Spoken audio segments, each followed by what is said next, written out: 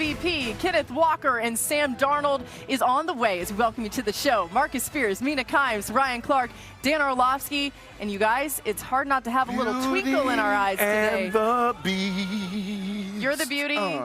Dan's the beast, or I don't know. It's right Why do I there. have to be the beast? You're not the beast, Dan. Dan, you sorry, cute. Dan, you smart. You elegant. You cute. Elegant. One of the best football players that ever walked this earth, dog. Hey, what'd you say last night? You is kind. Dan walked. You is important. Dan walked, so Sam Darnold could run. There we go. Beautiful. Let's go. Let's talk about Sam Darnold running, so to speak. Let's go back to Super Bowl Sammy 60. D! We love you, Dan. Taking place here, Santa Clara, California, at Levi's Stadium. Sam Darnold and those Seahawks Look getting at ready to lettuce. take on Drake May and the Patriots. Late in the first quarter, Seahawks early 3-0 lead. May gets pressure. Devin Witherspoon gets May with the sack. Yeah, so much pressure from the Seattle defense. The speed and the athleticism in the one-on-one showed up. They Early put it in first the air quarter. like they normally do in California. Oh, okay, RC. That was a good one. The sun. We had the, Yeah, the sun. it's bright out here. Yeah. Under 5 minutes Big in the fourth baller. quarter, the Patriots driving 1st and 10 Watch to Seattle 21. 44. Watch 21. Oh, no! Uchenna Nwosu comes down with the interception, takes it for Yes, Lord. 45 yards with TD. There was the same exact track on a blitz early on in this game for Devin Witherspoon. He got home there, gets home again to Nwosu with a clean pick in the air, and this is big men balling. May see a little bit of that later on. Look at him get up that Nwosu, sideline. He joins an incredible club of people who have scored touchdowns in Super Bowls. Mike McDonald gets the yellow Gatorade bat. Seahawks win Super Bowl 60, 29-13, and Kenneth Walker was named the Super Bowl MVP. But let's focus in on the quarterback. Sam Darnold had 20 turnovers during the regular season, 2 more than any other player in the NFL. Important context, because in postseason games, Darnold and the Seahawks didn't commit a single turnover. Seattle became the first team in NFL history to win the Super Bowl without committing a turnover in the postseason. Here's Darnold after the win. Some people called me crazy throughout my career for believing in myself so much and having so much confidence, but you know, it was because of my parents, because of the way that they believed in me throughout my entire career, and it allowed me to go out there and play free and have a ton of confidence. How's that feel? It feels amazing. They trying to tear my boy down, but you can't stop what God got for. What do you think of what Darnold did this postseason? All season, really? I mean, he did everything you wanted him to do. Came in, he led our team. He got a hard position he played, but you talking about who keep battling, don't let anything sidetrack him. That's Sammy D for you. And now my dog, the Super Bowl winner. I see you, Sammy. I can't hear that enough. The I see is Sammy, and it kills me. I see you, Sammy. All right, how did Sammy get it done, Mina?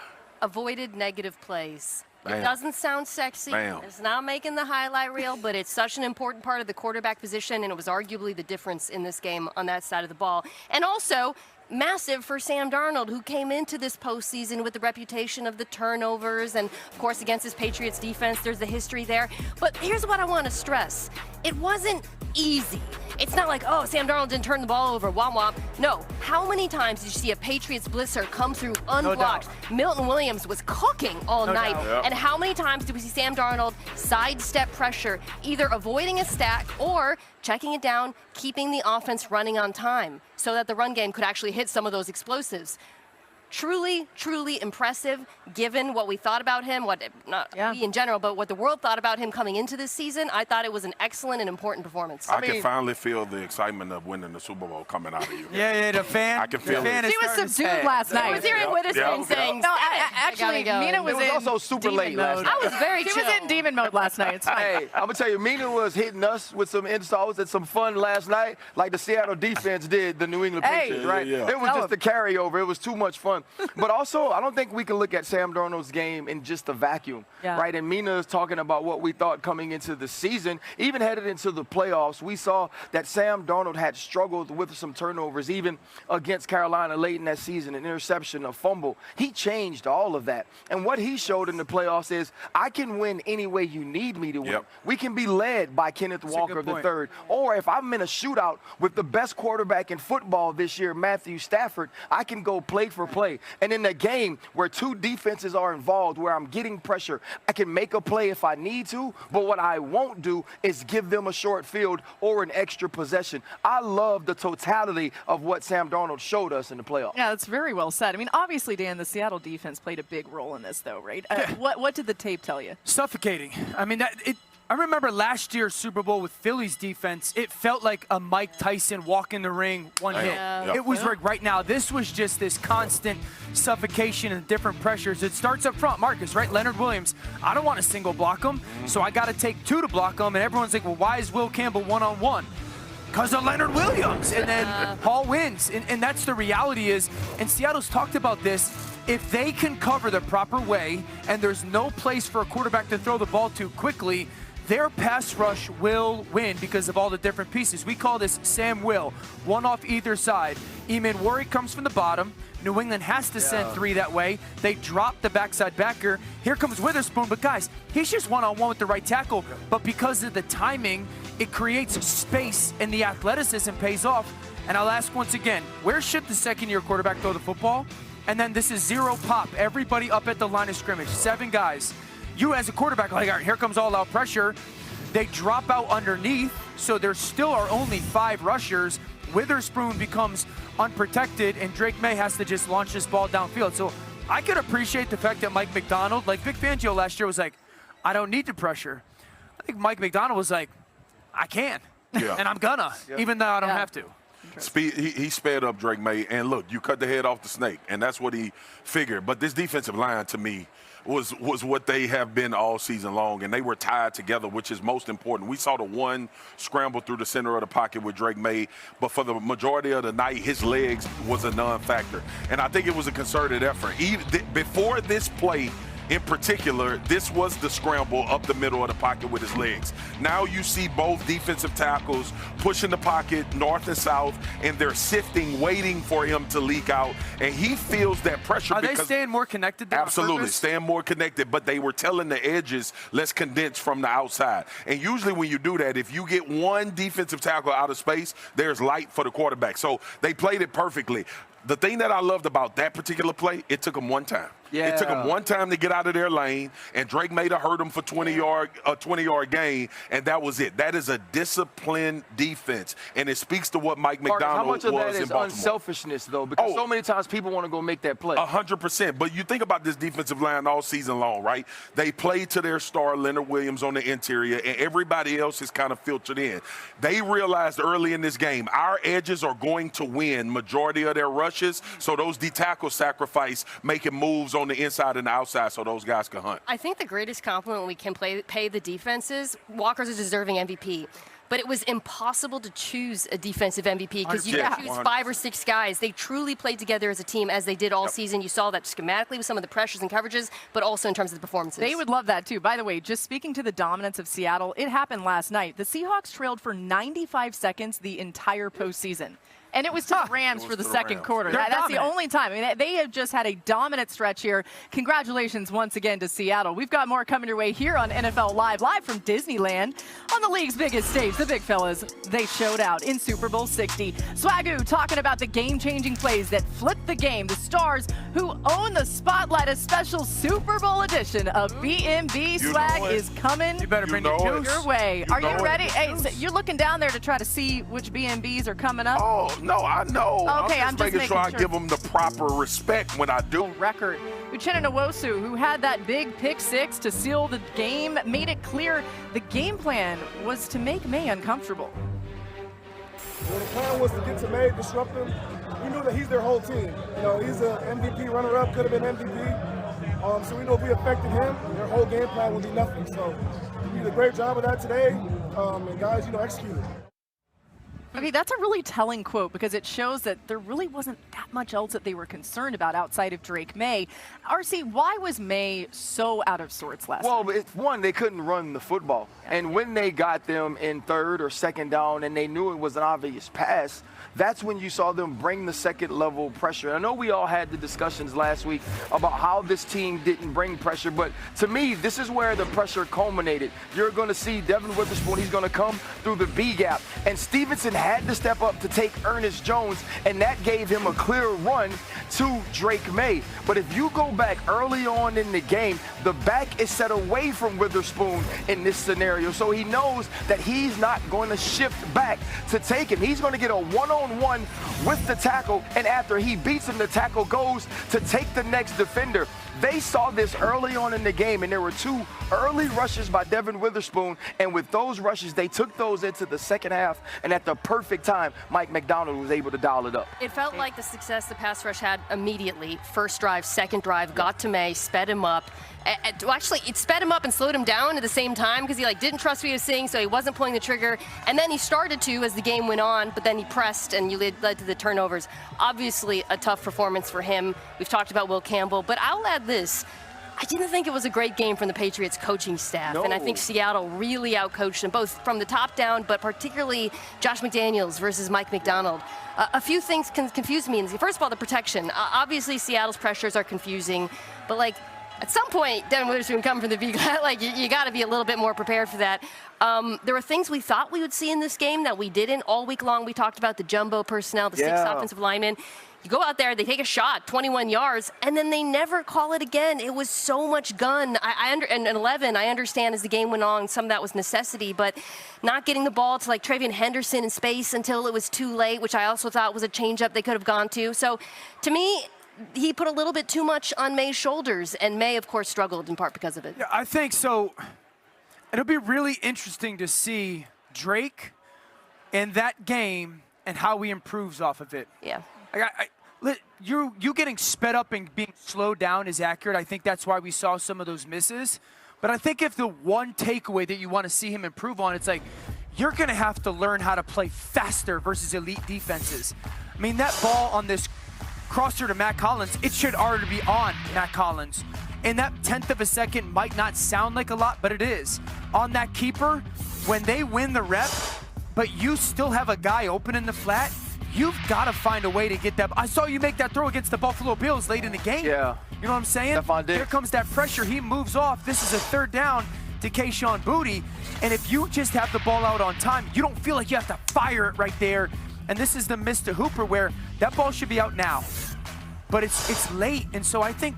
What's the adjustment there for Drake May going forward, though, where you can play on time in those instances when you need them? Yeah, I think it's playing faster. I think it's seeing it faster, thinking through it faster, and then being quicker with your physical element. It's not just a little bit more twitchy with some of that. But that's where Josh McDaniels should have helped him, in my opinion. Yeah. He was so thought it. slow. 6 offensive linemen, we said. I mean, they only did it once, really, in the game. There's so many things they could have done. But either way, the Patriots set up for a lot of success going forward. And we're enjoying our time here at Disneyland, happiest place on earth. You know what else makes me happy? B&B. The B&B's heard the call. Man, I'm bad. They know we the best athletes on the football field. Do it for us. Come on. B&B. I'ma name him Himothy Johnson III. We do this for the money. Won't stop till I get me a bag. Dan, you want me to serve you a steak? Please. Or a knuckle sandwich? Oh, that belly give us a little extra cushion. Yeah! Ride the pony, baby! Big man versus little bug. Drinks on me, club on me. What a time to be a big boy. Man, I'm bad.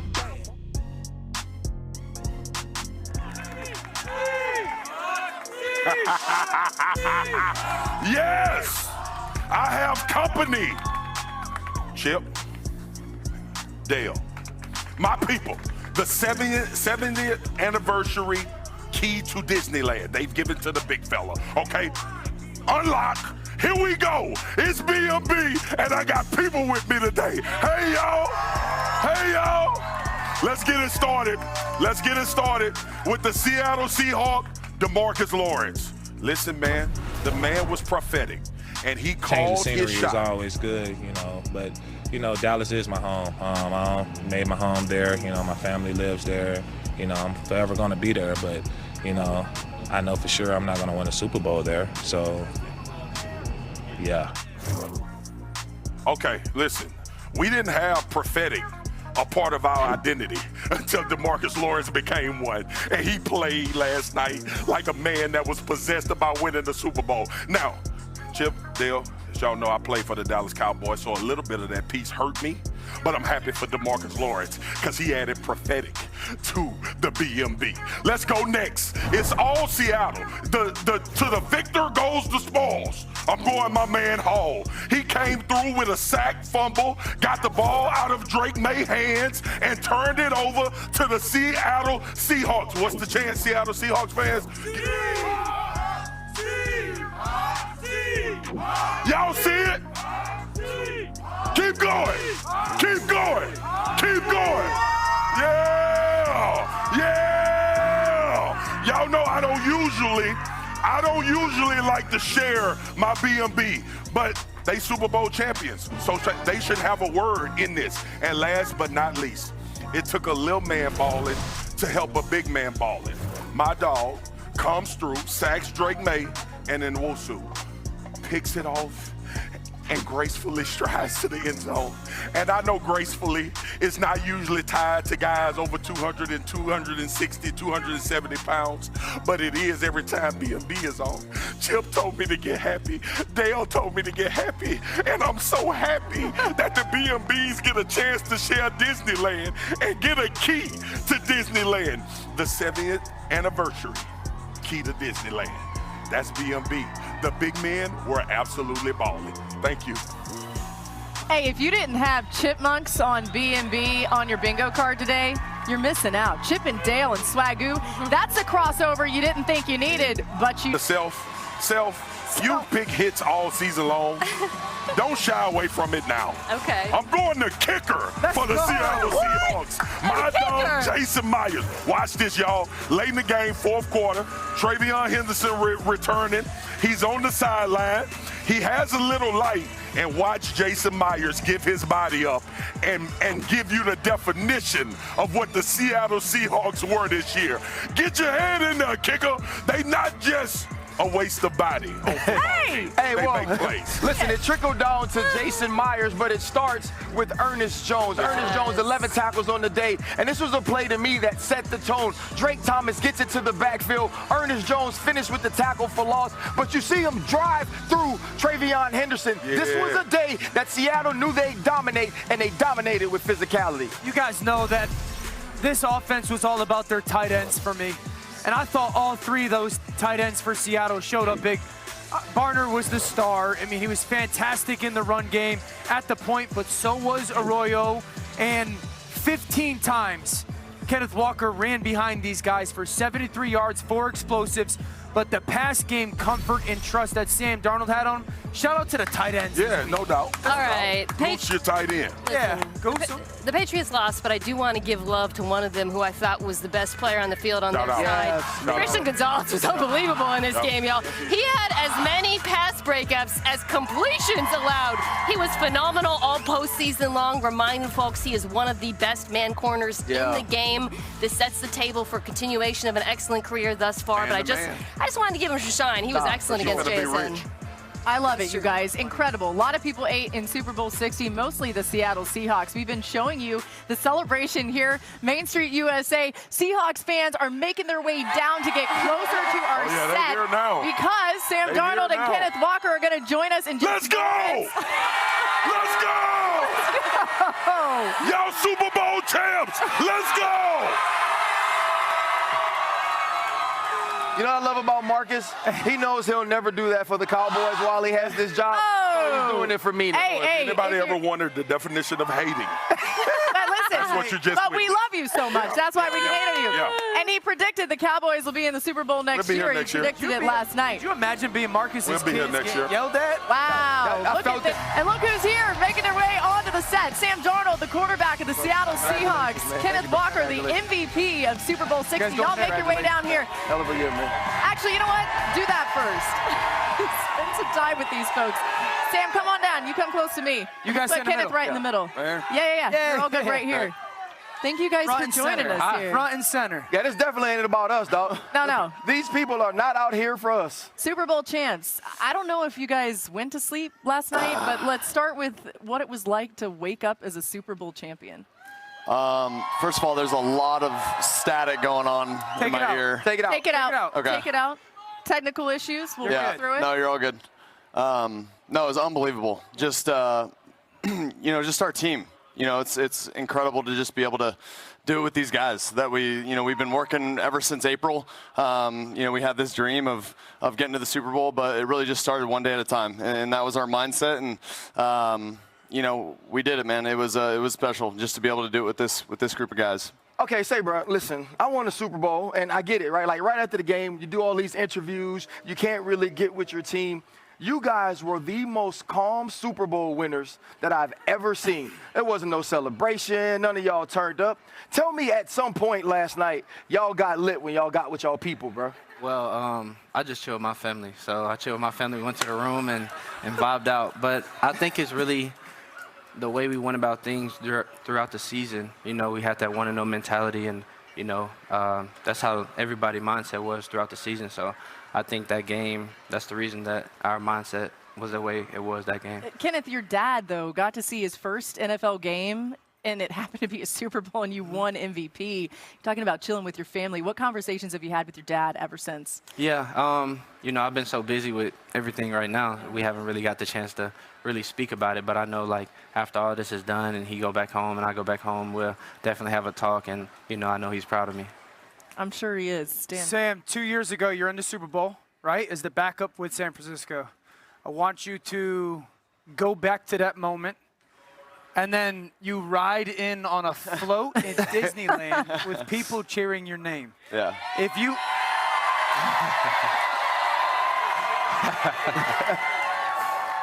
If you can go back to you in that moment in San Francisco when you're the backup, you don't know necessarily, like, what would you say? By the way, RC, I did have a good time last night. Okay. Good. Okay. Glad you did. Kenneth was like, well deserved. Kenneth was like, it was boring. I went to sleep. No, that's who he is, man. But no, I had a good time, and going back to a couple of years ago and just my entire journey, it's you go through tough times for a reason, and I've had great people in my corner to be able to lift me up, and when things are going good, they keep me grounded as well. So I've been saying that throughout the week, throughout media, but it's true.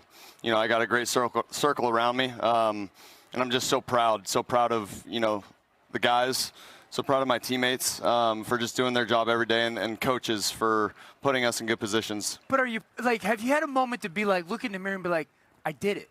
Like, have you had the moment to, like, pat yourself on the back at some point? I mean, I've always been confident, and I've always known, my skill set and what I'm able to do. And I think for me, it was always just about being consistent, being a consistent good player. And when you want to be consistent, I don't think you really have much time to be able to pat yourself on the back very often. But, after yesterday, after the win we got, Super Bowl 60, I've been able to do that, over the past, whatever it's been, 12 hours or so. Yeah, like the big thing for me, I remember my son was being recruited as an underclassman by ASU, and you were in your last year at USC, and we're walking by the field, and I looked at my son, I said, that's what it's supposed to look like. Just watching you. You've told me that story. So you've definitely always had the talent. Everyone's focused on Sam's journey, right, and what it took to get back to where he was supposed to be. But yours as well. You come out of school as the Doak Walker Award winner. You have 1,000 yards in your rookie season, and you didn't see that success again. Zach goes down, and it's all on you in the playoffs. What was your mindset going into the Super Bowl knowing that you would get the wealth of the carries? Yeah, my mindset really was just making a positive impact on the team, whether that was catching the ball or running the ball. Whatever way I could make a positive impact, that's what I really wanted to do. You caught the football well, even though Chris Collinsworth said you couldn't catch during the game. I just want to let you know that. Now I'm just messing with you. Goodness. You caught the ball well. You were involved in the pass game. How much of a presence did you feel like you needed to have? Because that did take some of the pressure off of Sam, off of the offensive line. You could run the ball, and they were so great in play action. Yeah, honestly, we talk about just doing our job, So I just wanted to do my job, not overdo anything I didn't have to overdo. And I know my guys in front of me, the linemen, wide receivers, and tight ends, was going to make my job a lot easier as well. Sam, we were talking about this earlier, the great Mina Kimes. She said on the defensive side, you couldn't even really pick a defensive MVP because those guys were just so good across the board. You've given credit to that defense all year long, but specifically last night, what did the dark side bring to the table? Oh, it's unbelievable. There were definitely some lulls in our offense, not going to lie, especially, just throughout the game. I feel like I missed a few throws that I would like to have back, but, our defense had our back, and that's how it's been all year. If the defense needs it, as an offense, we feel comfortable scoring 30, 40 points every game. And, when we, feel like we're maybe in a lull as an offense and we need a little pick-me-up, our defense is going to go out there and make a play for us. So that's how it's been all year, and we just rode that wave all the way to the end.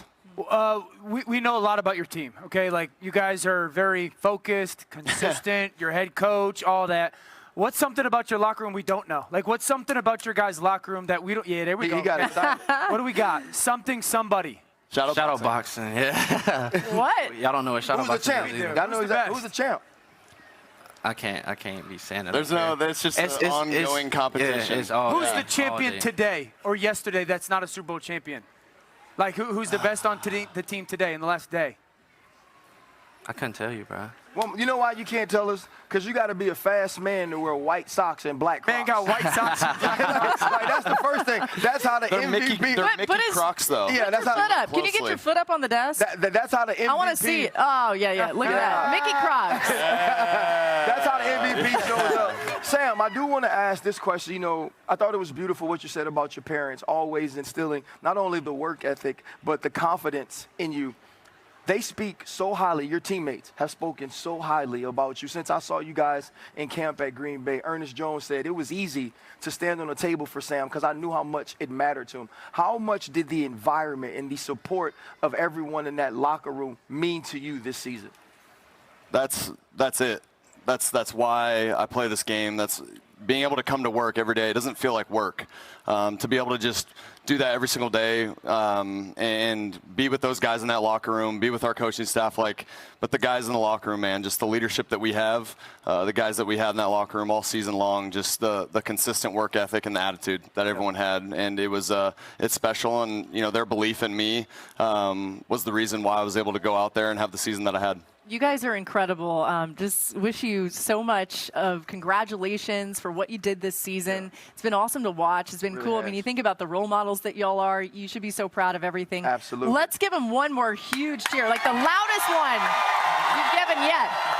Sam Darnold, Kenneth Walker, and listen, Kenneth and Sam's victory lap isn't done yet. Catch them as part of the handoff on GMA tomorrow, 7 a.m. Eastern on ABC. Y'all are real busy. That's what happens when you become Super Bowl champs. We appreciate you once again. Congratulations. We got more coming your way here from Disneyland, so don't go anywhere as NFL Live carries on. And we have been on the road all season long, okay? From the Combine to the Draft to Monday Night Football to the Super Bowl, and capping it off here at Disneyland.